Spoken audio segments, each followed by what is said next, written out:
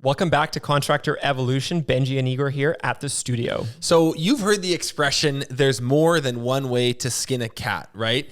And while I apologize for the super graphic imagery right off the hop, the idea is, there's more than one way to do one thing. And the same absolutely holds true for scaling your business. While the growth path for most trades and construction companies, it tends to follow a similar pattern, there are some entrepreneurs who truly see scaling as one problem with many, many possible solutions. And our friend Eric Barstow of Foothills Painting and National Painting Group is one of these entrepreneurs. Now, some of you may already know him from his huge online painting community called Painting Business Pro, or his massive YouTube following of the same name. Eric has followed the path less traveled by using an innovative partnership model that takes the intense pressure to grow, a feeling that a lot of you are familiar with already. And he's shared this load with super capable partners. Now, I will let him break down his actual model for you because he'll do a way better job than I can explaining it. But for you, the listener, what we really hope you take away from this episode is that while Eric's model is atypical, it works. This guy has done it in a different way. So what could different look like for you? So I hope that Eric's story puts the expansion of your own business in a bit of a new light for you, right? What got you here isn't necessarily always going to get you where you need to go, and it often rarely does. But being exposed to this completely different approach to business growth, I think could really help you creatively problem solve your own next few moves in your pursuit of excellence. So what's neat here, Eric's accomplished a tremendous amount as a young guy, right? His business is now doing a really profitable $11 million a year in revenue, which is a lot in painting, and headed for massive growth in the coming years. But his path to get to here, where he is now, has been full of huge challenges and massive setbacks, which he openly shares with us in today's episode. Now, I've personally known Eric for many years, and one of the things that I really love and appreciate about him is his ability to absorb failures and to learn from them in a super powerful way. Now, in today's show, we dive into these many significant challenges that he's run into and his greatest lessons coming out of them. So let's get into it with Eric Barstow, his unique expansion model, and also the 3 biggest lessons that he's learned along the way.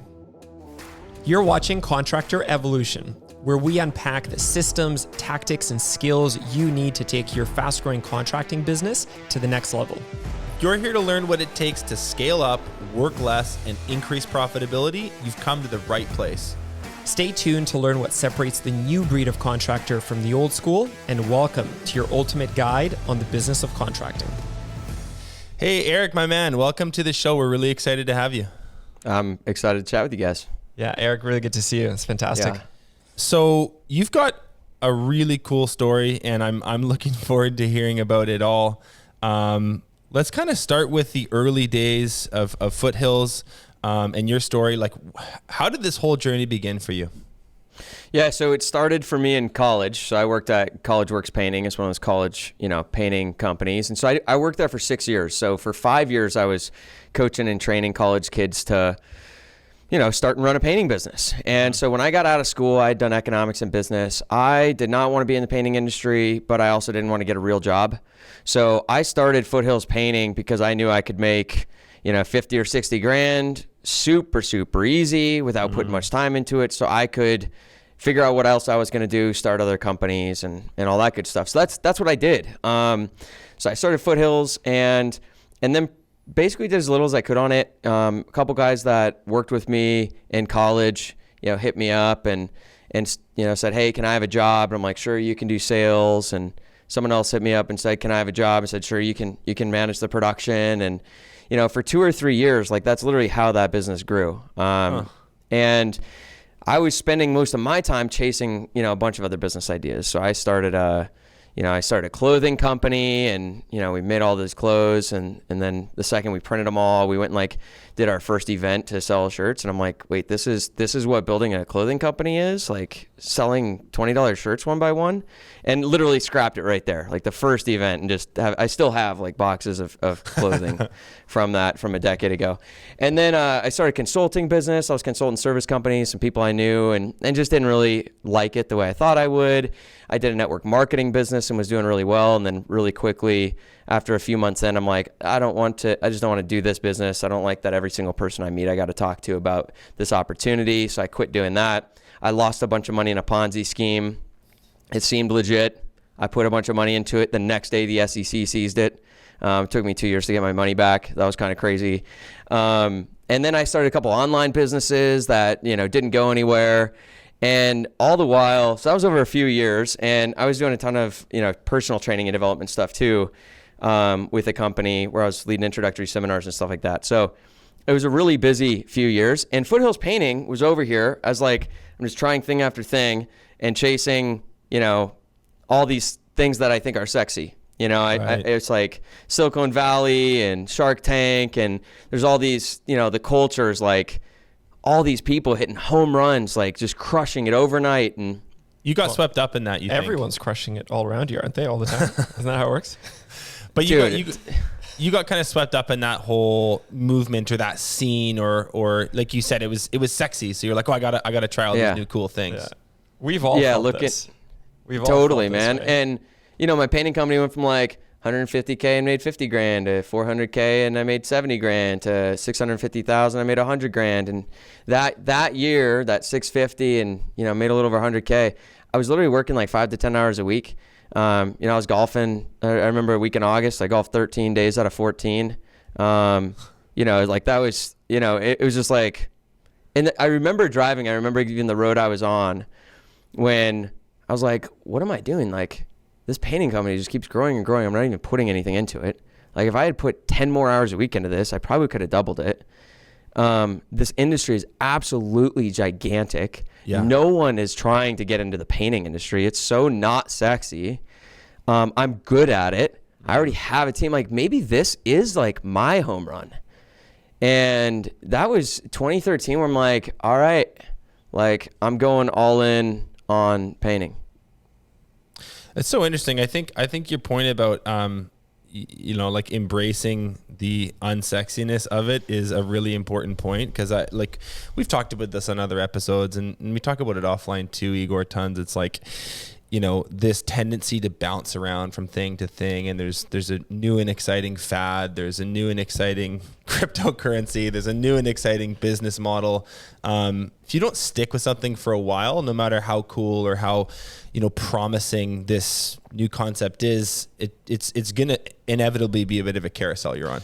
Yeah, totally. The thing that I think about on this topic quite a bit is just how new of a concept this is, right? So when you think of, in the grand scheme of humanity, people focused on one thing for their life, like forever. Master right? your craft. Yeah, totally. You were a blacksmith, you were a farmer, whatever, right? And it's only in the last 30, 40 years maybe that these distractions have popped up everywhere. And I think over the last decade specifically, it's gotten even worse exponentially because of the rise of social media and these influencers everywhere. And you're constantly surrounded by marketing, and it truly is marketing. It's intentionally trying to grab your attention into a million different directions, right? And this old school ability to just stay focused on something true has kind of gotten lost, right? And I'll give you a practical example, right? Prior to Breakthrough Academy, I spent years building Shack Shine, which is now turned into a huge window and gutter cleaning company, franchised all over Canada and the United States. But I remember a lot of people talking to me and be like, man, you've built such a successful company prior to that. You're going to go and literally clean windows and gutters. And that's what it took in the early days as well to try to figure out how to systemize this thing. But it's so unsexy, so unappealing. It takes so much grunt work to figure it out in the early days. But to your point, Eric, those are the kind of things that are actually super lucrative precisely because it isn't sexy. Yeah. Yeah. And there's not people clamoring to get into the painting industry. Everybody's clamoring to get into tech. And look, there's tech companies that were home runs in 4 or 5 years and they already don't exist. Totally. I mean, in our industry, in construction, contracting, home improvement, it's not going anywhere, which is super appealing too. Yeah. So you have this epiphany, we'll call it, on the road one day. What did you actually do from there? I'm assuming you invested more heavily in your painting company? Well, I quit doing other things was the first thing. But I wasn't done making a lot of mistakes. Still not. But yeah, so I had already been grooming Ben, my partner, and kind of setting him up to take over some kind of ownership role in Foothills Painting.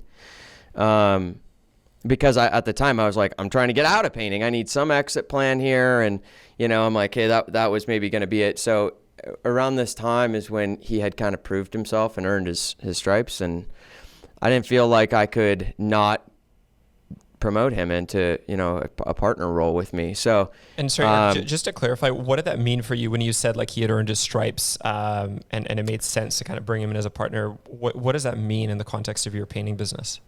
I think the shared expectations we had with each other of what he needed to develop himself in, the kind of performer he needed to be, back then is that those expectations are very different than ones I would have now. But back then it was, hey man, I think you've done it. Like you're ready to get this partnership role. And so the deal was this. I said, hey man, I'm going to give you 50% of the company. The deal is you run it. And that was our agreement. And he took the company the next year to 1.1 million. Wow. And in 1 year, that kind of growth. Went from 650 to 1.1. And I went from, whatever my 10 or 15 hours a week to like 2 supporting him. And so I was in this place like, okay, well, now what am I going to do? And I'm like, well, that seems like a pretty good deal for me and Ben. It was a huge win for him. Yeah. He's fresh out of college, 23 years old, and owns $500,000 company, and he's making 6 figures. Like, that was a great deal for him.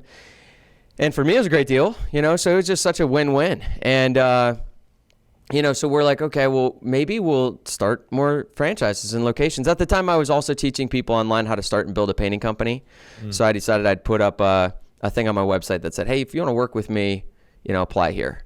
And I started getting applications. And, the more people I started talking to, that was kind of like, hey, should we start a franchise? And that's what kind of went down that whole road of like, hey, maybe we start opening more locations. How did that go? We started with franchise because that would seem to be the obvious thing, was, oh, well, it's time to franchise. That's what everybody does. Like, I guess I got this location. I guess I'll open a bunch more locations. And there was just like all these conversations I was having with people. I didn't like it. Something just for me didn't feel right about it. And I think there's a couple things I didn't like. The first is it felt really transactional, like, this is your fee and this is what you're going to pay us every year. And this is what we're going to do for you. And it just felt like, I think that's important expectations, but it felt transactional. And I love people. I love partnerships. I love entrepreneurship. And I want to be like in it with people. I wanted more Bens that were like my partners. Like we're in it together. And, And so that was the first thing. And then the other thing is I'm like just so passionate about entrepreneurship, and I always have been, for the opportunity of entrepreneurship. And for me, that's building a business that can provide you a lifestyle, and you can create freedom, and you have this huge unlimited upside. Like I love that aspect of entrepreneurship, and I felt like building a franchise limited that for people. And if I was going to start a franchise, I kind of have to, let's take the Denver market. I can't give that whole Denver market to one person because they own that market now. And if they don't turn out to be a really high performer, like as the franchisor, I've lost a lot of opportunity there. So I'm forced to kind of carve that market up into a lot of smaller territories. And, in the service industry, one of the easiest ways to grow a business is to grow it geographically.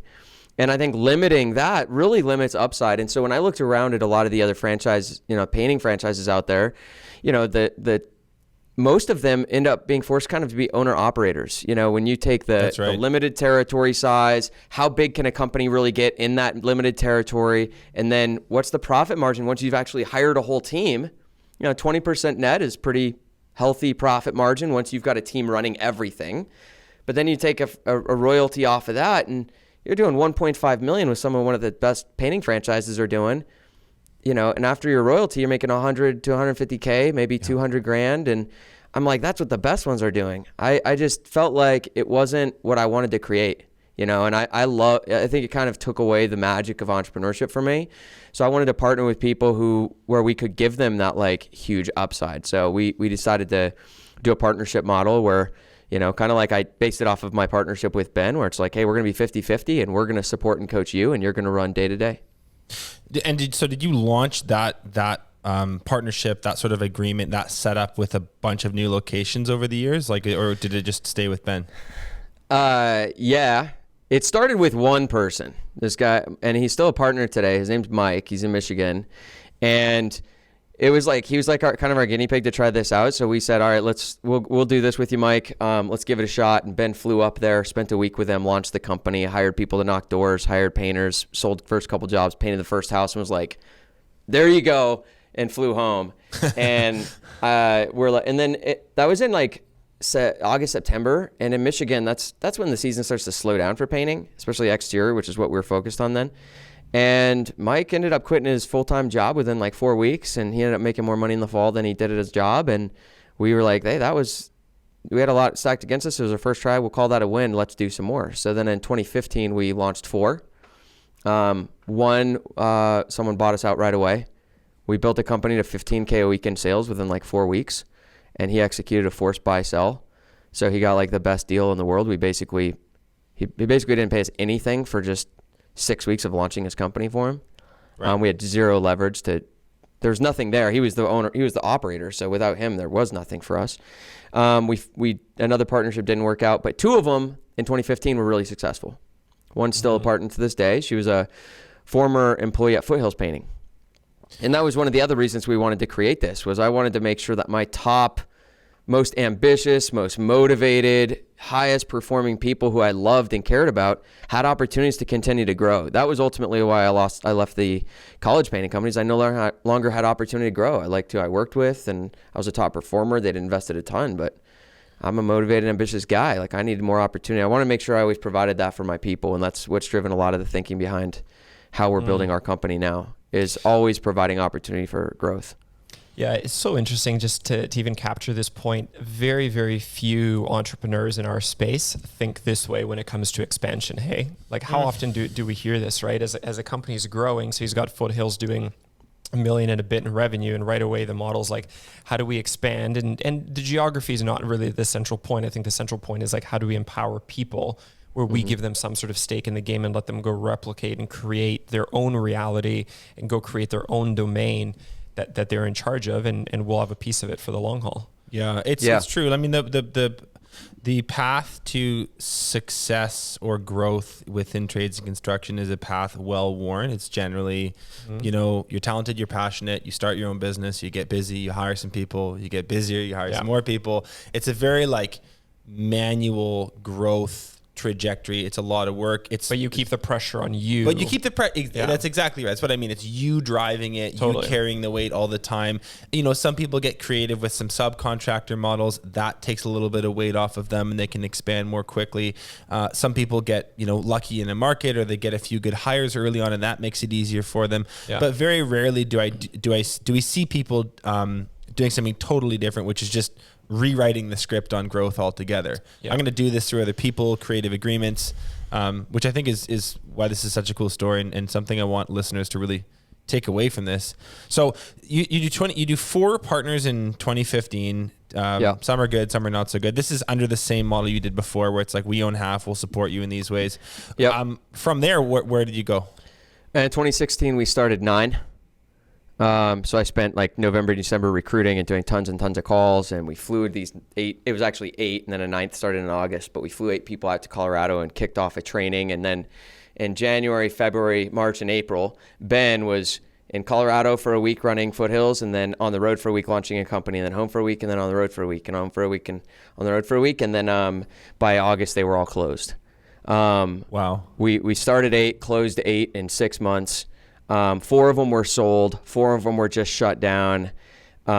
We were burned out and exhausted. And it was a brutal year, man. We, Ben, of course, was burned out. I mean, that's a lot of traveling and like hustle and like making crazy stuff happen in a week with people. And I was just like, I was so over, just so overrun with all the meetings and all the support and everything we had going on. I mean, it was just craziness. And we also, so some of the huge mistakes we made was we brought on just people we should never partner with. It's embarrassing to say, like, the people that I partnered with, and like how was I so stupid? but like we were super arrogant, and it was kind of like, hey, if you really want this, we'll make you successful. Yeah. And that's not, when you say, hey, sign up, there's no startup cost to you. We're going to kick your business off, teach you, coach you, and you're going to have this company and you're going to make all this money. Everyone's like, yeah, that sounds, why wouldn't I? Right. So everyone wanted that. And so we partnered with people who we didn't screen. One business, Ben launched, flew out to Chicago and got there and was like, the guy didn't have a car. Like, he literally didn't have a car. So we're like, oh, cool. Well, it's okay. You're a partner. We'll buy you a car. And then I paid that car off 2 years later when he wasn't returning our calls and I was tied to it. So like that was like, and that was a really extreme example, but literally there wasn't, I don't think anyone I should have partnered with that year. So that was a huge mistake. Right. The other huge one was we were just like way too early. I mean, we got so focused with like dollar signs and opportunities. We're like, oh, we did a couple. Now let's just go do tons of them. Yeah. And like, let's go build 100 of these. We, build 100 of these $1 million companies and we'll have a $100 million company. We got really lured by this like idea of money and success and growth and scale. And it was just way not appropriate to be growing and scaling at that point. I mean, what we were growing and scaling was a business that, Foothills was doing well, but it's like nothing really exceptional that we were doing yet. Yeah. Like we really had no business growing and scaling yet. So like I'm curious, let me ask you something. And that at that stage you open 9, you close 8, like it doesn't sound like a great year of fun experience. Do you remember your headspace at that time? Like, were you sort of blindly powering forward going, this is all good, we're fine, we're going to figure this out? Or like, was there some voice in your head going, there's something wrong here? I don't think either. I can't remember.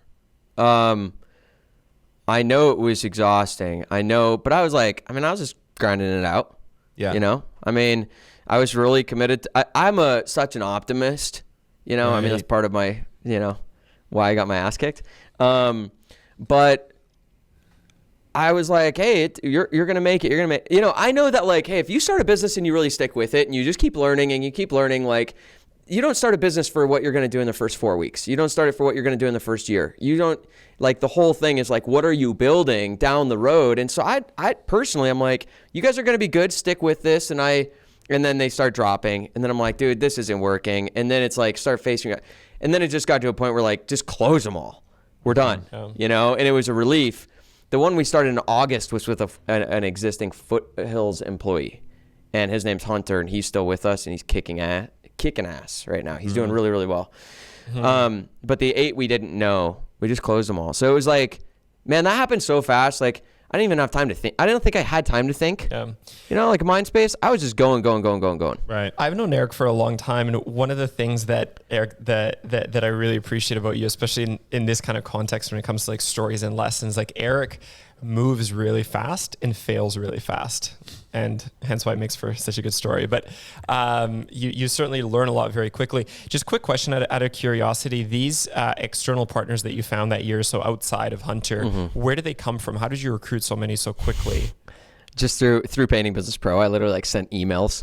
And I was like, hey, you want to partner with me? Hey, you want to partner with me? Apply here. And I got, however many applications, and then we ran them through several calls.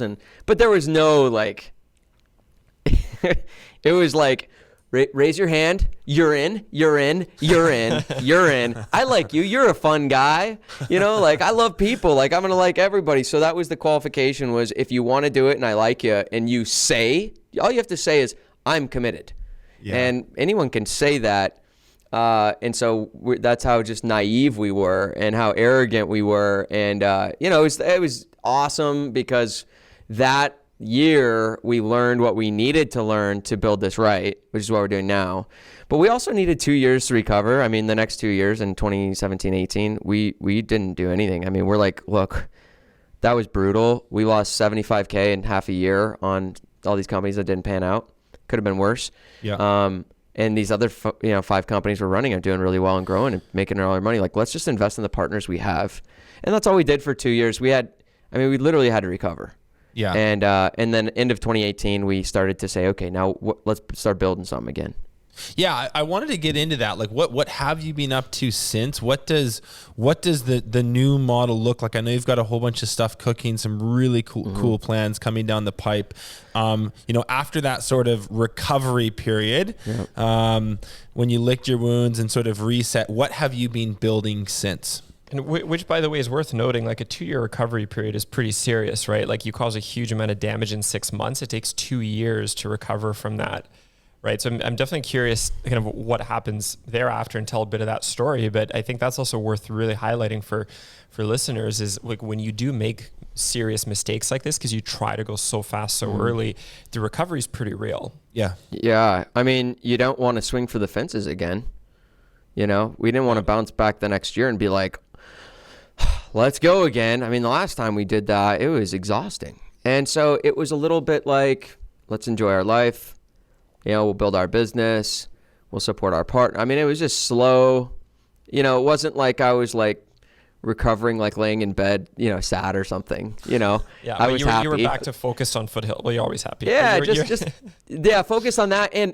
But going back to like, I remember a trip I had in the mountains. I was supposed to be on a ski trip, and I was working all day every day. I'm like, I'm not even enjoying my life with this many partners, this much growth. So we kind of went back to the other side of like, let's remember we're doing this for our life, and let's have a life. And that was kind of what the next couple years were.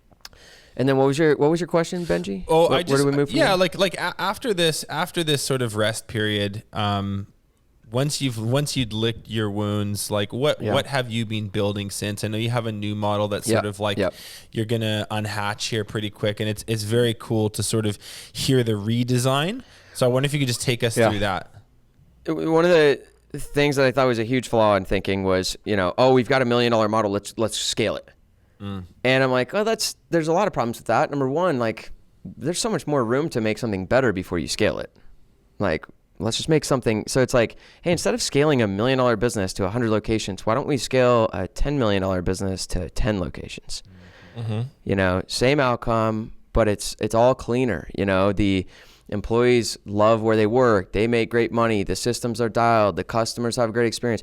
But more than that, our offer to a potential partner is so much better now. Because we actually we're a year from saying, hey, this is the $10 million model. Foothills can do that right now. We're just focused on improving more systems still before we focus on just adding more bodies and, growth. But I can say to a partner, our offer now is, hey, you partner with us, and in 5 to 7 years, we're going to grow a $10 million painting company together. Our agreement it ends up being 60-40 or 50-50 with, we would own the 60, and it depends on, what year. But in their ownership vests, so we can get into those agreement specifics if you want in a sec, but the fundamentals is, we want to partner with people who are highly talented individuals who are in leadership roles already. They're really successful already, but the path they're on is like another 15 years of corporate work where they're working 50 or 60 hours a week and for limited growth in terms of income. And they want that entrepreneurial opportunity. And so we say, hey, you partner with us. We've got all these systems to do that. So we want to grow this company effectively. And at the end, we're 50-50, where you've built yourself a really nice income. And we're building into it an exit strategy for people. Right. So, service companies, at least in the painting industry, they don't sell very well. There are ways to get them to sell well, but it's very difficult. And even then, you're better off probably cash flowing it than selling it. Because if you sell for some multiple, you've got this big chunk of money. And what do you do with that money? Well, you put it somewhere that is going to make you money, which is another way of saying, bring me cash flow. So how about I just skip that whole thing? And how do I take this this company and remove myself and keep the cash coming in? Totally. And so, our offer is, when you get to 10 million, we're gonna help you either put a general manager in place and plug them into our system and you support them, but you're down to very little work, or put a couple leadership people in place, or give some equity to someone and you remove yourself entirely, or let's continue to grow together.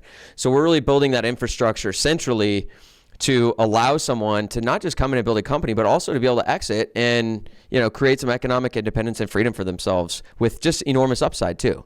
So that's fundamentally the new offer, and what we want to build is less really great companies. And honestly, it probably won't be less, because more people are going to want this offer than, hey, build $1 million company and make $100,000 a year. You're going deep with a few companies rather than wide with a whole bunch of companies, and I think that makes intuitive sense on a lot of levels. Yeah, and how many partners? Give us a bit of the lay of the land right now. So you've got Foothills Painting in Colorado. How many partnerships do you have, and where are they? Yeah, so Foothills Painting's in Colorado, Imperial Painters is in Colorado, and Elkhorn Painting is in Colorado. Michigan, we have a company in Michigan, Southeast Michigan, with Mike, our OG guy. And he moved to North Carolina and then moved back and restarted his company. And then we just started one in Ohio this year. Cool. We don't need to get super stuck in the weeds here, but can you just take us really quickly through like how the actual agreement has changed? What do these partners, not franchisees, what do these partners get for that 50-50 agreement? The way we're structuring this is that our intention is to grow this company really quickly. And Hunter, I mentioned, he was the one survivor of the 9. Yeah. So this is his 5th year. He'll do about $3 million, and he's on track with the right team and the infrastructure in place to get to $10 million in 7 years. So that is the game plan. And the best way that we can help someone do that is to take as much of the burden of running a business off them as possible. And so we have 2 main things that we're providing to our partners. And the first is just shared services. So there's a number of things that any really successful painting company is going to have. You're going to have a CPA, CFO, you're going to have software, you're going to have HR, you're going to have a learning management system, you're going to have systems and SOPs, you're going to have a website developer, you're going to have a marketing director. So we're doing all of those at National Painting Group. I'm building that whole team, and they're supporting a number of companies. What's really powerful about this is Foothills Painting right now maybe could justify someone for like $80,000 a year, but it wouldn't even be a full-time job for the numbers we need to hit at Foothills. But I was able to hire 2 people that I can pay $125,000 a year with bonuses because they're supporting 5 companies. Yeah. So I'm able to hire like really incredibly talented people because they've got leverage across all these companies. Mm-hmm. And so that's the first thing we're bringing and offering to our partners. And then the second is, and those shared services are paid for by the companies, just because, you'd pay for SEO if it was done anyway. You'd pay for a marketing director anyway. The other thing that we provide, which is not paid for by companies, it's just like, this is one of our costs of what we're building, is coaching. So we're going to have a number of coaching consultants. So we already have a couple people that are like contracting from our existing companies that support production managers and sales reps and office managers. And then I'll bring on some other additional coaches. And then innovation and system development. It's, as you guys know, really time consuming to build systems, and they're never done, and they can always be better. And as a company grows, there's more systems to build, and that's really time consuming. We're going to do that centrally. And then we're also building new opportunities. We're building out the commercial painting model. We're probably going to get into some other trades. We want to make sure that we continue to provide opportunities to our partners, the employees at all of our companies. So we'll be doing that work over here as well.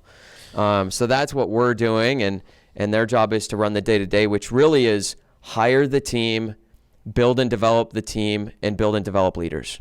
Yeah. I love how you've centralized a lot of these really key infrastructural elements. It makes a ton of sense for you. You can get a higher quality person or team doing it, and then you can spread it out and leverage that. I was going to ask, for someone listening, they might go, man, this sounds like a lot like a franchise, Eric. Can you just give me the key bullet points? Like make the distinction between what you guys are doing and a traditional franchise system. Yeah, well, the first thing is every company is its own unique company. So we don't have a single name. Every company has a different name, different brand. The other big one is there's it's shared ownership. Mm-hmm. So whereas a franchise, your goal is to earn a profit, and our goal is to maximize revenue to get more of our royalties. So we're aligned in that way. There's no geographical restrictions. So one of our partners in Ohio, his ambitions are to build the Cleveland market, then the Columbus market, then the Cincinnati market, and there's no fees up front. So it is a little easier to attract people. Matt, our partner in Ohio, he didn't have to put any money down to start this company with us. Well, that's huge, because usually when you're a franchisee, you would be given a certain set of postal codes, and if you want to operate outside of that, there's a huge fee to go and do that. You are somewhat put in a box, whereas with this system, it's grow wherever you want. Yeah. So and then again, the upside, I think, is a big difference. That's a big one. Yeah. It's just that growth potential. The ceiling's a lot higher. Yeah. And what does the next, 2 years look like for you with this model? Or are you recruiting? Are you training? Like what are you up to the next little bit? No, and at the end of 2018, we were like, hey, this is where we're heading, and we spent a lot of time thinking about that and creating that and getting clear about that. And we're like, cool, well, we're going to spend the next year really shoring up our foundation financially, accountabilities, CRM, foundational systems, and then we'll launch new companies in the next year. And that was like 3 years ago, and we're still shoring up the foundation. There's It's a big departure from the way you went about it before, isn't it? That was I first had to learn stop chasing the sexy, and then I had to learn dude, stop chasing the money and build something great. And it takes a lot of time, and it's incredible. We've grown a ton not trying to grow. Yeah. Totally. Our team we've been giving probably 20 to 25% raises every year because our systems are better, people's performance is better, their output is better, our customer experience is better, our marketing is getting better, we're getting more profitable.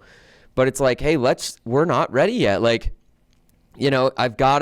next step is get these systems right. Yeah. And then, so that's the big one for the next 2 years, is continuing that. And then the other is building my team at National Painting Group. It's still literally me and then my 2 marketing directors. Yeah. And I have 3 or 4 really key hires that are going to lead divisions at NPG. So that'll be within the next 6 months. And then probably within 2 years, we will start to expand. In 2023, I think, is when we'll probably first start bringing on additional partners, and then it'll be 5 or 10. Yeah. Because we'll be able to do a lot if we do it right, and I think we'll be getting to that in a minute, just some of these lessons learned. And what's really cool, even pre-expansion, like before this big push that he's about to undertake, Eric, how much revenue are you guys doing combined between all the different businesses? Yeah, this year a bit between 11 and 12 million this year, 7.5 last year with 4 companies. Which is interesting to go from 7.5 to 11, 12 this year. It's, there are a lot of companies in Breakthrough Academy that do that over 10, but it looks very different with how much pressure is on the one owner versus what Eric has and how much it's spread. I mean, I've known Eric for a long time, and his quality of life and just the way that he goes about stuff is very unique and very cool. And it is interesting, man, how big of a business you do run at the end of the day. And yes, I get there's, you're part owner and a whole bunch of them, but it is such a different and unique and cool approach to getting to that over $10 million mark. And they haven't even yet started the big scaling, which is just about to come. Just getting started. Yeah. So unbelievable story. I really enjoyed listening to all of it, Eric. When we connected quick to kind of brainstorm this episode, I'd ask you to come up with, having been through what you've been through, what are your biggest lessons for entrepreneurs, up and comers, people that are kind of starting or somewhere along their journey? And I think you'd come up with 3. So I want to go through these with you now. Biggest lessons for other entrepreneurs. What's lesson number 1? Well, I think it's the number 1, Benji, is if you're going to partner with someone, make sure that they have a car. That's a really good one. Huge takeaway from this episode, yes. I think. No, the first one, and this is hard to do because I have learned from every failure, and there are so many. But I think the first one, if it would be patience and discipline. That's kind of the bullet there. Should we dive into that? Yes, please. Okay. So there was something I saw, I don't even know, it was probably a couple of years ago. It was a guy that was in a business group that I was in, and he just posted it, but it stuck with me. And he said, the fastest path is a straight line through the long cut. And I was like, I love that. You know, like what's the long cut? Like what's the fastest way to build something is doing it right. Not taking any shortcut. And it's really hard to resist that temptation. You really do have to keep questioning, like, is this done right yet? Is this done right yet? And continue to question. And it's so hard. It takes a lot of discipline to do that. Because doing things right really does take time. Well, that's familiar? That's why it's hard. Like the day-to-day experience, the lived experience of it is that it actually, you perceive it as very, very slow. You're like a glacier moving, and it's like, come on. Like I see this, this stock going to the moon. I see this entrepreneur doing something super cool, and I'm just like, dinking out over like the reporting in my CRM. Like, couldn't this go any faster? And I think that is the day-to-day experience. But if you look at it from a much broader perspective, you look at it retroactively, it actually happens pretty quickly. It just feels slow when you're in it. So that I love that lesson. Anything to add to that, Igor? Yeah, definitely. I think people really, really underestimate how long your timeline and time horizon really is, right?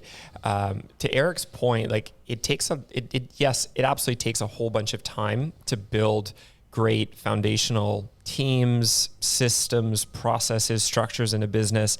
And there's just so many of them, right? From like legal foundations, accounting and financial foundations, taking your time to vet and pick really like the right team members. So this hiring decision that we made 2 days ago, we've been interviewing for like 4.5 months in a key role, right? Like there's just things really take time, not to mention the building, as you said, of like standard operating procedures and onboarding programs and training programs of staff, all this stuff. But at the end of the day, you can build a ton of really good stuff in, Eric, what do we call it? Let's say 4 to 5 years of really focused work. Is that reasonable? You build a lot of cool stuff.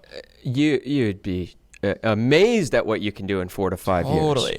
And the question I would really pose to everyone to think about is 4 to 5 years of system and structure building a long time in the grand scheme of your career?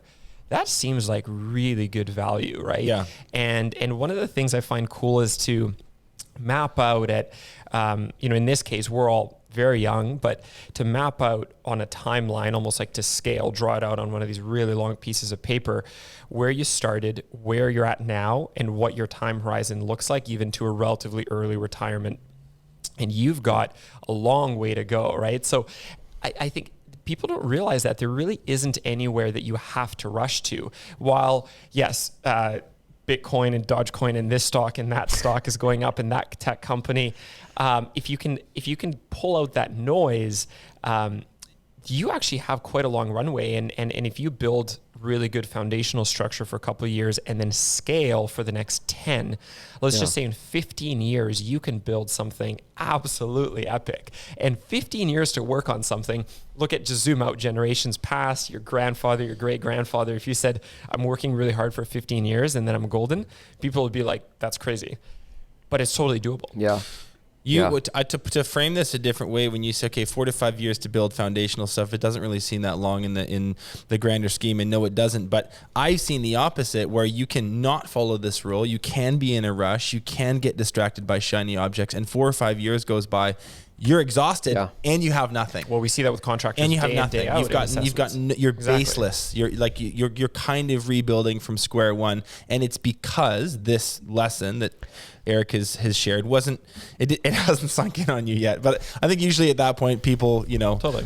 They get it and they make a change in their habits, a change in their mindset, and they do this. They follow this. Yeah, exactly. And I if you were to totally say agree with you, but sorry, go ahead. Sorry, I was just going to say, to build 4 or 5 years to build strong infrastructure, foundations, the baseline, and then to spend 10 years to scale. So let's say you're 15 years in to create a great business.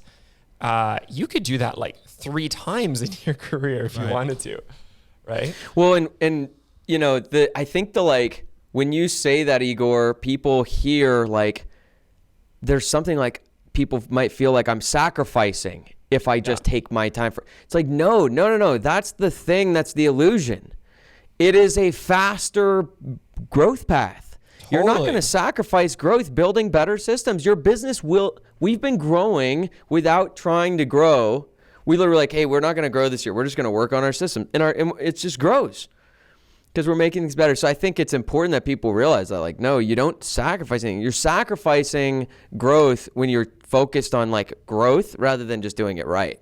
Too, like, you know, to your point, Benji, you don't end up having to go back and do things a second time. Doing things twice takes longer than doing them once right. Yeah, and I mean, this, you know, that this is a universal truth when it applies to the macro scale. We're talking about big business scaling. It also applies to the micro. Like, I'm sure on your painting sites, you train your new painters, hey, I would rather you scrape and sand this properly, use the proper primer, do it right once, because if you don't, we're going to do an inspection at the end, and you're going to be painting the same wall or the same window twice, sometimes 3 times. So there's something very universal about this lesson that I love. Yeah, I instill in this concept in our team all the time is to be thorough and do things really, really well, A to Z before we move on. And that applies to so many things in business. And Eric, that I think is the key concept to like going slower in order to go fast. Now, I just want to clarify, if some people are if they're not clear on what exactly that entails, like what kind of stuff are you talking about? Give me a bit of the lay of the land over the last year and the upcoming few years. What are some of these, what is some of this groundwork that you're working on? Gosh, it's one example is just our CRM and our QuickBooks aligning, cross-checking, and reconciling so that we know where every penny is and every penny's been collected, and our numbers are clear everywhere. Totally. That has taken like 2 years. Scale to 50 million if you don't even know where the dollars are at. That is exactly right. Yeah, if we're leaking $5,000 now, like that adds up to a lot of money as we grow. Totally. But that would be one example. Another, I think the guide for us, I think it's important that we have a guide. You got to have some standard for knowing when it's done. And so one thing is, you know, we want to attract really amazing people into our business. Well, to do that, we need to be able to compensate people really well to attract really great people. Yep. But to compensate them really well, they have to perform really well in their role. So there's certain performance measures we want to see in our company before we scale. And if those performance measures aren't happening, we know we've got more work to do. You know, we need our customer experience to be really exceptional. And it's really hard to do that, you know, at scale. So it's hard to answer because we don't know until we see the performance metrics and everything where we want them to be. And that's going to be a little different for everybody. Because if I'm going to go and try and build $110 million companies, I have higher standards for what's necessary for that foundation than if you're going to build, you know, one $10 million company. Yeah. Yeah, I know, and I know just a couple other really important ones here. Like, I know you're doing a lot of work on your like operational, training processes, learning like the LMS in the organization, right? That's a piece. Yeah, big time. You got a bunch of legal stuff going on. Like that took me a year and a half to get those. I mean, that is an incredible legal agreement, and it took forever. And things that is not my thing.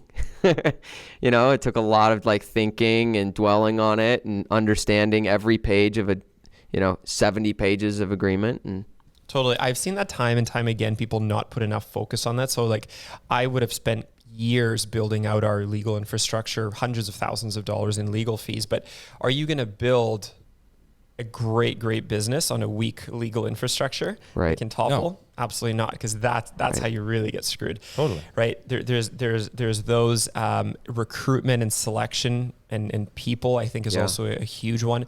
You know, you talked about like how quick it was to partner, right? I mean, that's having the recruiting infrastructure in place and the ability to select really great people, I think is a huge part of scaling. I think the way that I look at it, and Benji, I think we see the opposite of this all the time, where people just want to scale. I would argue, unless you have a bunch of all this stuff in place, including the ability to build really good teams, you've not earned the right to scale effectively. No, you haven't. Yeah. And it's going to burn you. It's going to bite you too. Yeah. Well, those are the major setbacks that people who haven't learned this lesson and have been humbled by it yet experience, and that's why you can, be 6 years in and still feel somewhat empty-handed. That's lesson 1, patience and discipline. What is lesson number 2 from your experience over the years, Eric? Yeah, we kind of touched on it, and it's tied to number one, but it's just focus and avoid distractions. That's different. Which is increasingly difficult. Yeah. Yeah, it's tied, but that's a different point, I think, Yeah. which is that's much more of like a mental game. Yeah. Right. Yeah, I think I've said this on other episodes, but it's worth repeating. Like, we live in the most distracted time in human history. There are so many things that are sort of grabbing for your attention. There's algorithms that know what you want to see. There's mobile devices. There's global events. There's a negative news stream. There's very, very, very clever marketers, and I think especially so that's just the fact of the matter when it comes to the world we live in. You add the other side to that coin is the entrepreneurial spirit is by nature very energetic and somewhat easily distracted. So I think this concept of, putting blinders on is one that is worth repeating. What kind of stuff, are there practical steps that you've learned over the last few years, Eric, that help you put those blinders on and really say, bat away the stuff that seems sexy, that seems exciting, bat away those shiny objects and really hone in on what matters? I think it's just been having to learn it the hard way. Because I had people tell me that, like old wise businessmen say, stay focused, don't go in too many directions. You chase two rabbits, you're only going to catch one. And I'm like, yeah, whatever. And then I didn't. It was, I just saw I had to see the impact of it myself, of like, I'm trying to go in too many directions. I can't, especially when I started to get focused on trying to do something right, build something right. And I see how much time it takes. I'm like, I can't build 3 things right. It's hard to build one thing right. And also so that's one aspect, is like just learning, like my quality of life is so much better when I'm doing less. Yeah. And, I'm going to put my energy into something. And when my energy is focused, I know it's going to make me more money. And, I can build something I really love and I'm proud of and I'm inspired by and excited to build. So I think I've learned that lesson from trying to go in too many directions and not either like failing, not enjoying it, or just seeing like, dude, it's costing me my success. Chasing success over here is costing me success over here. Yeah. Like I really, for me, just had to learn it the hard way. I'm really good at learning things the hard way. Super, super good at it. Yeah. You're and the other aspect is just actually discovering for myself that the best way to success is focus. Yeah. Like I will make more, and it's really hard because, my buddy just put $5,000 in an NFT and it's 100,000 2 months later, and crypto and stocks and the crazy stock market with COVID happening and on, and then all the news feed on your Facebook that's like, this is how much money I made in real estate, or invest here, or do this course, or start this other business. It's freaking endless. Yeah. And I think it's a little bit of BS. And also, like, if I think about it, my time put into just building an incredible business, I will make way more money doing that than even huge returns. Yeah. Which are, for every huge return, there's people who lost money too. I was one of them. I made a ton of money on Bitcoin and then held it until I lost money. Yeah. So that was like back in 2016. So I learned that too. I'm like, that's not my jam. I'm going to stick to what I'm really good at and go deep on it. So so much of it just comes down to learning how to say no, which is very, very difficult for most people, but it is literally just that lesson. And a powerful no on one thing is simultaneously an even more powerful yes to something else that's more important. And it's interesting in Breakthrough Academy with the 430 some odd members we're working with right now, like most of them, when they build their strategic plans, they're working with their coach. Most of them come in with a laundry list of, this is what we're going to do this year.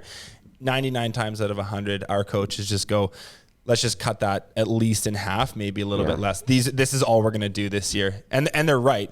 And so those 4 things get done well instead of the 12 things get done crappily. And that's sort of, that's a big part of our mantra and philosophy in it. To answer your question, Benji, just around like some practical, some of these like practices that can be put into place. So there's 2 things that are really front of mind for me on this subject all the time. One is, I and I urge people to think this way, is to have a really big belief in your own abilities. The investment example is a really good one because it's so practical, right? Like you can invest in so many different asset classes. You can invest in big stocks. You can invest in alternatives. You can invest in real estate. You can also invest in your own business and yourself. And I will, from like a self-confidence perspective, I'll always take the bet on investing in me and what I'm working on versus on what others are working on. Yeah. And so I think about that a lot. Like every dollar, every unit of time that I can invest back into my own primary focus, I do. Yeah. Right. And yes, while 100%. Whatever, Apple's a super high performing stock, or you've got, Jeff Bezos working for you, investing in Amazon or whatever, I'll still take the bet on me. So that's kind of one thing. And then the other piece is also, I think it's really healthy to have a good critical look, to be able to be critical at your own business and to ask yourself, on the note of these distractions and saying no, like, have I earned the right to go into other directions? And man, I get so many opportunities to, should we dive into this? Should we dive into that? And you're always looking at stuff, but you have to ask yourself first, like, is what I'm currently working on exceptional? Because if it's not, you got to keep working on that. You've not earned the right to go build some sort of offshoot, right? So you have to have self-confidence in yourself, and you also have the ability to critically look at what you're doing and evaluate it critically and ask, is it exceptional? And then I think that's kind of what Eric's getting at, is he's looking at his own business, and before they're scaling, he's like, is it exceptional? No, keep working. Yeah. Well, and that's the separator now between the focus, the distractions, the urgency everyone has. Yes. They got to get on to the next thing. Like the thing that separates people now, what's different is people who have discipline, patience, and focus. It's rare. It's a rare commodity right now, and that is the separator now. That's a mic drop line right there. 100%. I love it. Okay, so we've got 2 done. What's the third and final lesson, Eric? It was doing things for the right reason. I think I was doing things for the wrong reason, do things for the right reason. Should I elaborate? I would like that. Yeah. Like why were you doing things for the wrong reasons early, and how has that changed? So I think it's really, when you start a business and you're getting started, like you've got to make sure that business is successful, that it exists. So it's important to stay focused on, you can pay your bills, and it's, and that's why people start a business, is like something I want to build for me in my life. And, it's got to start there, but there's a point where, in business, it's like, hey, I'm good now. Now what am I building? And I kind of just kept going like more, me. And that's when, that focus on just making money, growth, scale, obviously, didn't work out, and it wasn't fulfilling. And now, the focus is really just on like build something great. And what's great is something that provides tremendous value to people and doesn't take from people, anybody, like everyone. I want to build a business that everyone that business touches, it makes a huge value at it, a huge impact on, from our painters and subcontractors to our employees, to our customers, to the partners we have in the communities we operate in. And when you, what's really powerful is when you build that kind of business, you'll experience way more success. But it's not about the success. It's about building. But, if you're worried about success, you don't have to worry about that if you build something truly great. Yeah, I can't remember where I heard this. It's a great line. Like, success is the side effect of good behavior. Like, it's just like but the focus is the good behavior in the first place. Yeah.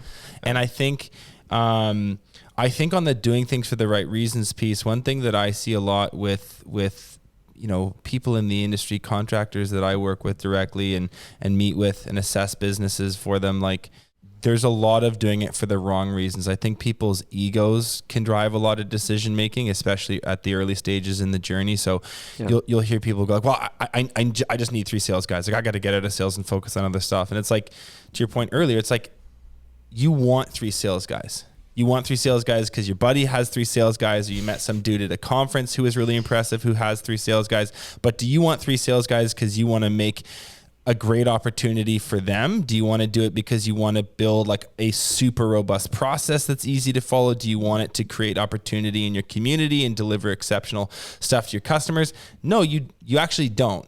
It's for an ego-driven purpose. Or, the other classic ones is like, we need a super, super robust like CRM right now. And it's like, no, you don't. You need like a couple solid hires and write some basic checklists. You don't need to go do that right now. Your ego is telling you that you need it because it makes you feel good. So I think that's a really resounding message that I want people to take home is really think like, why am I doing this?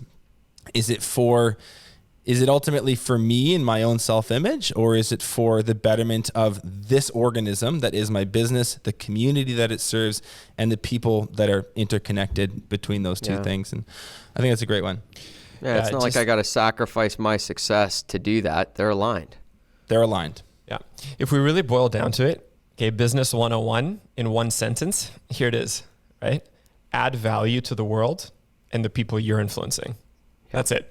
That's the long and short of business, right? Like the point of a business is you're here to add value to the world. So if you're on a painting company, you need to add value to homeowners and the people that you work with. That's it, right? And if you go do that, it'll come back to you in spades. But I think especially in this recent time, like there's a lot of fog between like, what do we actually do? Like if you run a painting company, you need to make homeowners' lives easier and protect houses. That's what you got to do. Yeah.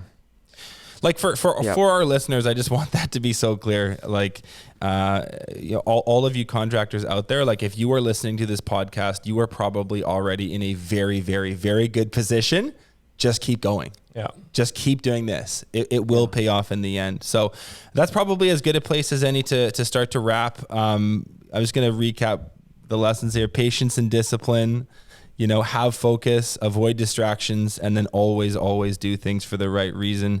Eric, before we close, where can people find out a little bit more about you if they want to reach out, get in touch? How would they do that? You could just email me at Eric with a C at nationalpaintinggroup.com. Cool.